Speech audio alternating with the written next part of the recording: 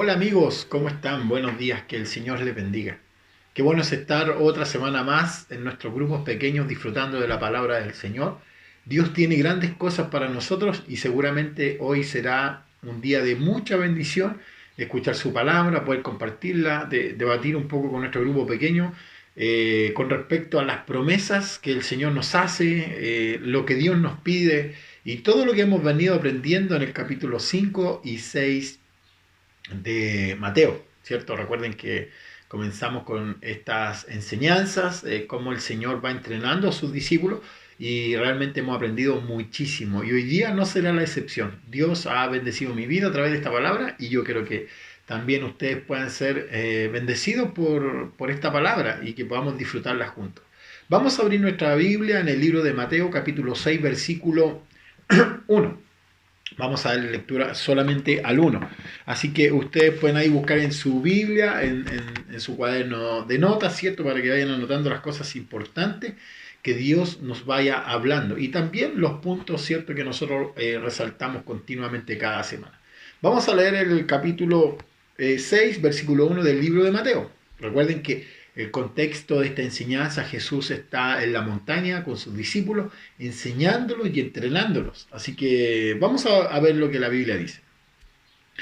Tengan cuidado, no hagan sus buenas acciones en público para que los demás los admiren, porque perderán la recompensa de su Padre que está en el cielo. En el capítulo 6 del libro de Mateo vamos a abarcar 18 versículos de enseñanza. Obviamente lo vamos a hacer de forma no muy profunda debido al tiempo, ¿cierto? Que duran nuestras sesiones de grupos pequeños, pero trataremos de resaltar tres ejemplos de enseñanza que Jesús hace, porque Dios a través de su palabra quiere enseñarnos cosas importantes que debemos aprender en este día. Entonces vamos a hablar del 1 al 18, pero solamente leí el versículo 1 para que podamos entrar en este enseñanza. Perdón. Dios está entrenando a sus discípulos para transformar al mundo. Ese es el objetivo del Señor Jesús. Él está entrenando a sus discípulos porque sabe que Él tiene poco tiempo y que va a ser crucificado. Entonces Él necesita traspasar las enseñanzas más profundas en el corazón de sus discípulos. Y lo que Jesús quiere enseñar y grabar en el corazón de los discípulos es que ellos no se vuelvan religiosos, es que ellos no se vuelvan hipócritas, que no se vuelvan como los maestros religiosos de la época. Recuerden que Jesús, a través de todas las enseñanzas que viene haciendo en el capítulo 5 del libro de Mateo, Él está no solamente enseñando a sus discípulos, sino desbaratando toda la doctrina de los grupos religiosos de la época, de los fariseos, de los escribas, de los saduceos, que guardaban y obedecían la ley del Señor a su manera, la interpretaban a su manera, y Jesús viene dándole una correcta interpretación a la Biblia, ¿cierto? A la ley del Señor. Entonces Jesús también quiere resguardar a sus discípulos para que la tendencia religiosa, cuando Él no esté, no los atrape como ya tenía atrapados estos grupos religiosos. Entonces Jesús ocupa tres ejemplos. Por ejemplo, número uno, ¿cierto? Número uno de los tres ejemplos que vamos a dar hoy día. Él habla acerca de las limosnas, ¿cierto? ¿Cómo debemos dar limosna? O cómo debemos ayudar a los necesitados. Vamos a leer nuevamente el libro de Mateo, capítulo 6, versículo 1, para que podamos prestar atención a lo que la Biblia dice. Vamos a aprender muchísimo. Bien, dice, tengan cuidado, no hagan sus buenas acciones en público para que los demás los admiren, porque perderán su recompensa. Perderá la recompensa de su Padre que está en el cielo. Cuando le des a alguien que pasa necesidad, no hagas como los hipócritas que hacen tocar trompeta en las calles para llamar la atención de las personas. Entonces, el primer ejemplo que el Señor pone es cuando damos a los necesitados. O los discípulos tenían que dar a los necesitados. ¿Por qué? Porque los hipócritas o los religiosos hacían llamar la atención cuando ayudaban a otras personas. Por ejemplo, si yo le daba 1.000 pesos a un necesitado, yo llamaba la atención para que todos se dieran cuenta que yo estaba ayudando a alguien con necesidad. Entonces eso llamaba la atención. La gente no ayudaba por un verdadero amor, sino era para ser admirados por los demás. Entonces era algo bien bien malo que estaba sucediendo en este contexto donde Jesús está enseñando a sus discípulos. Entonces le digo, tengan cuidado cuando ayudan a los pobres, no anden diciéndole a todo el mundo que ustedes ayudan. De hecho, el Señor dice que tu mano izquierda no sepa lo que hace la derecha, o la derecha no sepa lo que hace la izquierda, ¿cierto? Porque debíamos ayudar en humildad. Bueno, el segundo ejemplo que el Señor pone es acerca de la oración. Si ustedes siguen leyendo el capítulo 6, por ejemplo, el 6.5 dice, cuando ores no hagas como los hipócritas, a quienes les encanta orar en público, en las esquinas de las calles y en las sinagogas donde todos pueden verlo. Entonces, el primer ejemplo era dar a los necesitados. Si cuando vas a ayudar a alguien, no llames la atención ni le digas a todos que ayudas a alguien. El Señor está enseñando eso a sus discípulos porque los religiosos de la época hacían eso, ayudaban a alguien y llamaban la atención. Lo segundo que hacían los religiosos de la época era que oraban y oraban en las esquinas de las calles o en el templo a voz alta para que todo el mundo lo escuchara. Entonces llamaban la atención para que lo admiraran y dijeran, ¡ay, qué tipo tan consagrado!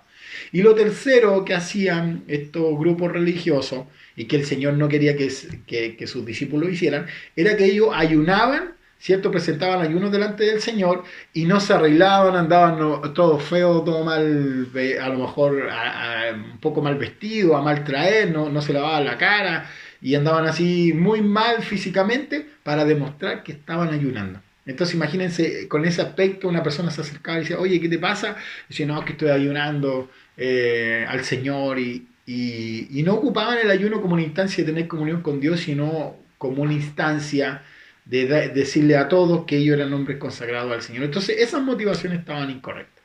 Y estos tres ejemplos el Señor los toma para poder enseñar a sus discípulos y vamos a sacar 3 puntos de enseñanza de estos 3 ejemplos que les he mencionado.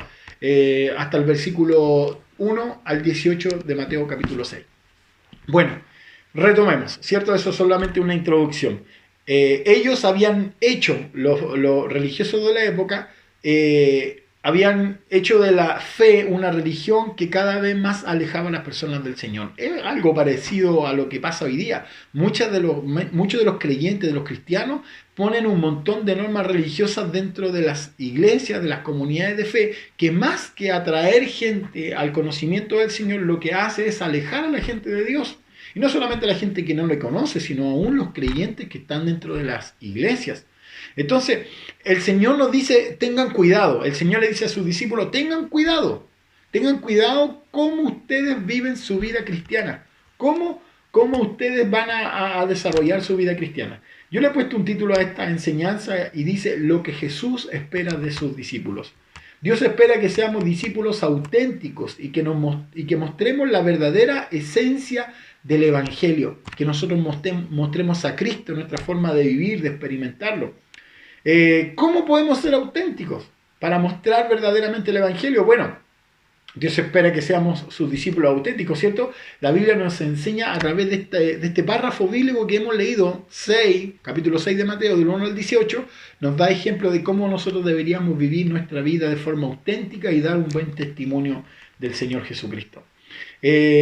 Número 1, esto sí deben anotarlo, ¿cierto? Porque esto es importante. Les di 3 ejemplos, ahora vamos con el punto número 1 de la enseñanza. Mis motivaciones para servir deben ser las correctas. ¿Qué quiere decir esto? El Señor empieza con una voz de alerta y dice, tengan cuidado. Muchos creyentes en la actualidad hacen lo que hacen motivados por cosas incorrectas. De igual forma como estaba sucediendo en el tiempo de Jesús. Muchos de los religiosos de la época no daban limosna, ¿cierto? No ayudaban a la gente porque verdaderamente amaran a las personas y sufrieran por la necesidad de los más necesitados. Ellos ayudaban para ser vistos, para ser reconocidos, para ser alabados, pero no cumplían el mandamiento. Recuerden el gran mandamiento, dice, amarás al Señor tu Dios como a ti mismo, amarás al Señor tu Dios por sobre todas las cosas y a tu prójimo como a ti mismo. Entonces el mandamiento era amar a Dios y amar al prójimo. Entonces los maestros religiosos de la época no estaban dando limosna o ayudando a los necesitados porque realmente quisieran cumplir con el gran mandamiento, sino que ellos lo estaban haciendo con una motivación incorrecta. No lo hacían por amor, sino para ser vistos. Y en esta enseñanza bíblica podemos ver que a Dios le interesan las motivaciones que hay en nuestro corazón para servirle. Lo que Dios realmente valora. Que al hacer lo que hacemos, la motivación sea el amor y no otras cosas, que no haya intereses creados cuando nosotros hacemos algo para el Señor, cuando nosotros ayudamos a los necesitados, cuando ayudamos no solamente económicamente, sino podemos ayudar a un amigo con un consejo, con cualquier cosa que nosotros podamos servir a los demás, debemos hacerlo con la motivación correcta, porque amamos a la gente, no porque queramos ser reconocidos, porque la gente nos alabe y diga, oh, wow, qué hombre de fe, ¿cierto? Qué hijo de Dios. No, nosotros hacemos lo que hacemos motivados por el amor. Y eso es una gran enseñanza que este pasaje bíblico nos está entregando. Mis motivaciones para servir deben ser las correctas. Si Dios me ha dado capacidades para enseñar, puedo usar mi profesión para servir a Dios, puedo usar mi oficio para servir a Dios, no lo hago para que la gente me admire, lo hago por amor al Señor y por amor a las demás personas. Jesús quería dejar claro esto en el corazón de sus discípulos. ¿Por qué? Porque corrían riesgo de volverse unos fariseos. Los fariseos estaban haciendo lo correcto, pero con la motivación incorrecta. Y Dios no quiere que nosotros caigamos en el mismo error. Debemos aplicar esta enseñanza a nuestras vidas. Dios nos motiva a ser generosos en todo ámbito de vida y a no ser egocéntricos. Servir a Dios se trata de lo que hacemos por los demás. Cada vez que sirves a alguien, a otra persona, estás sirviendo a Dios. Y lo que hacemos para Dios debemos hacerlo con la motivación correcta. Dios nos motiva a servir no llamando la atención de nadie, sino a servir de manera humilde. No ayudamos para obtener beneficios propios, sino que ayudamos porque amamos a las personas y amamos al Señor. Dios nos motiva a ayudar y a servir con un corazón lleno de pureza. Recuerde la bienaventuranza. Dios bendice a los puros de corazón, porque finalmente Dios es el que ve la pureza de nuestros corazones cuando hacemos algo. Cuando tú ayudas a alguien, cuando le das la mano a alguien, ¿cierto? Cuando haces algo en la iglesia. Todas las cosas que nosotros hacemos, Dios sabe las motivaciones que hay en nuestro corazón y a Dios le importa eso. Yo no puedo ver las motivaciones de las personas que ayudan en la iglesia, de los que sirven. Puedo ver lo exterior, pero finalmente el Señor es quien ve los corazones.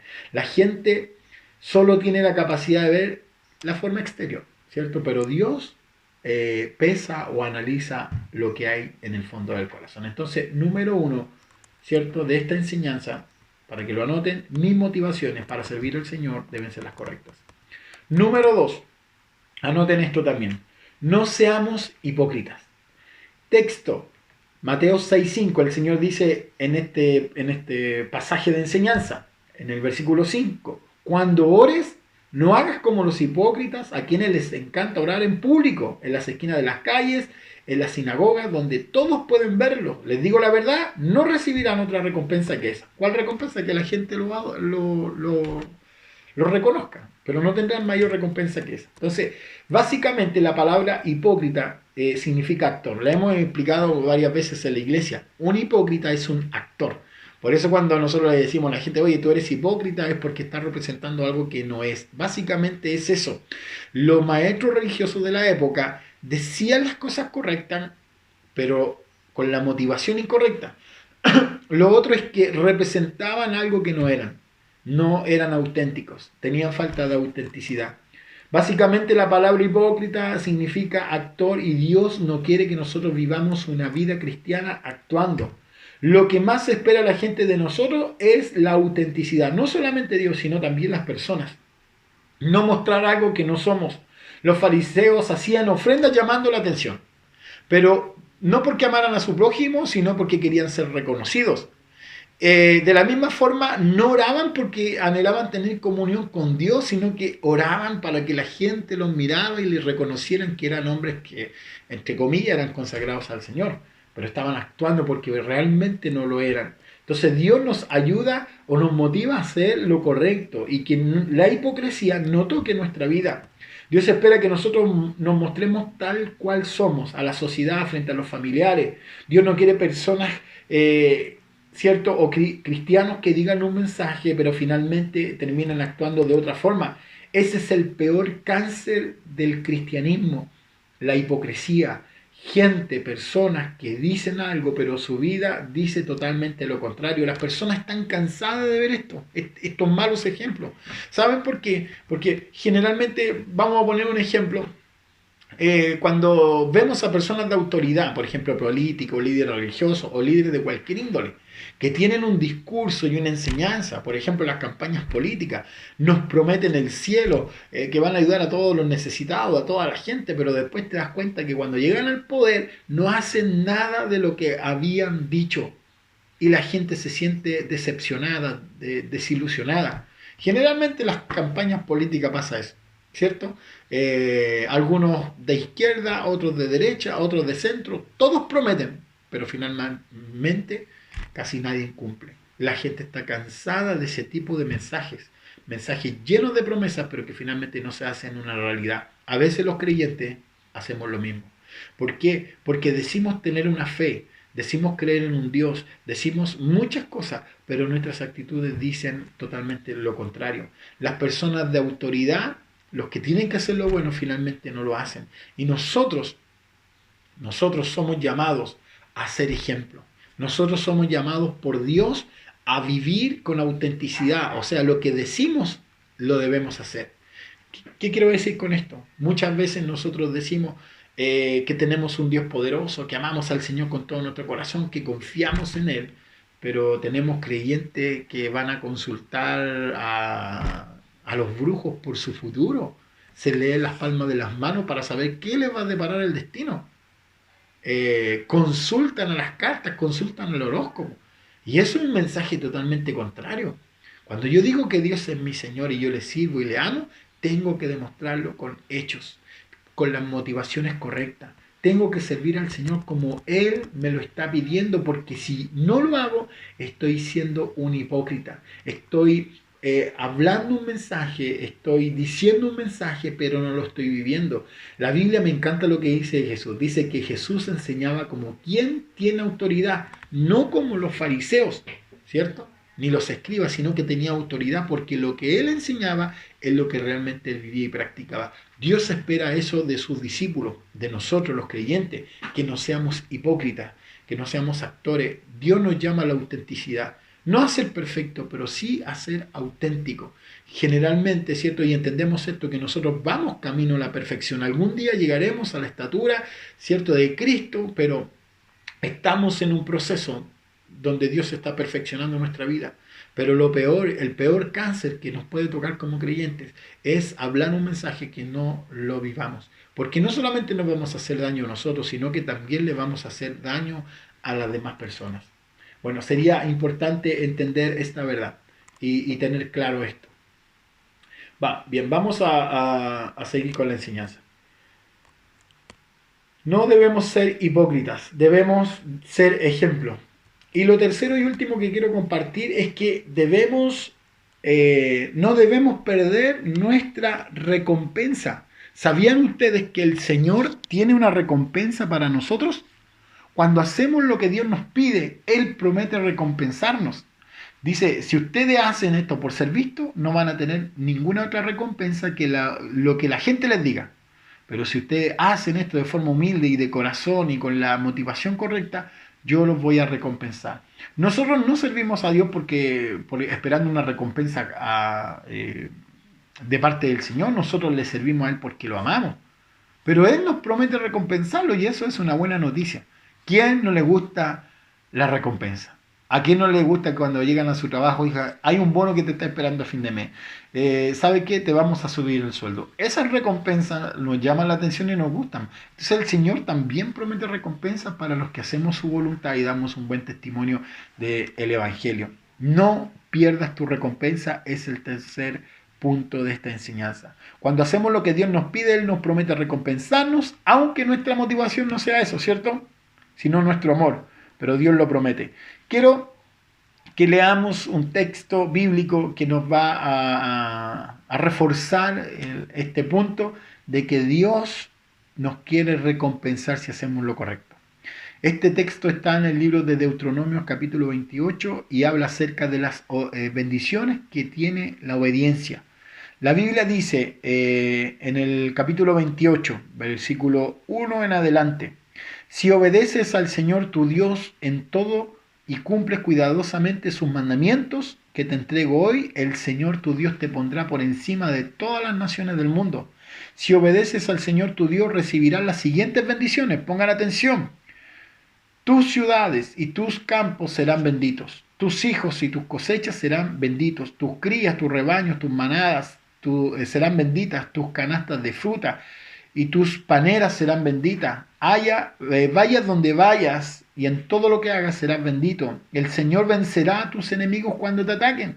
Saldrán a atacarte por una sola dirección, pero se dispersarán o saldrán arrancando por 7 direcciones.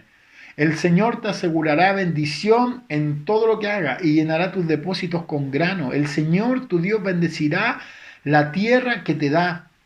Si obedeces los mandatos del Señor tu Dios y andas en sus caminos, el Señor te confirmará como su pueblo santo. Él, tal como juró que lo haría. Versículo 10. Entonces todas las naciones del mundo verán, que eres el pueblo elegido del Señor y quedarán asombradas de ti. El Señor te dará prosperidad en la tierra que le juró a sus antepasados que le daría. Te bendecirá con muchos hijos. ¿Quién quiere más hijos? Gran cantidad de animales, cosechas abundantes. El Señor enviará lluvia en su tiempo oportuno desde su inagotable tesoro del cielo y bendecirá todo tu trabajo. Tú prestarás a muchas naciones y jamás tendrás la necesidad de pedirles prestado. Si escuchas los mandatos del Señor tu Dios que te entrego hoy y los obedeces cuidadosamente, el Señor te pondrá por cabeza y no por cola y siempre estarás en la cima, nunca por debajo. No te apartes de ninguno de los mandatos que te entrego hoy, ni salgas a otros dioses, ni les rindas adoración. Queridos amigos, quiero decirles que por nosotros podemos experimentar la bendición del Señor. Podemos vivir un evangelio lleno de plenitud, lleno de gozo, lleno de bendición.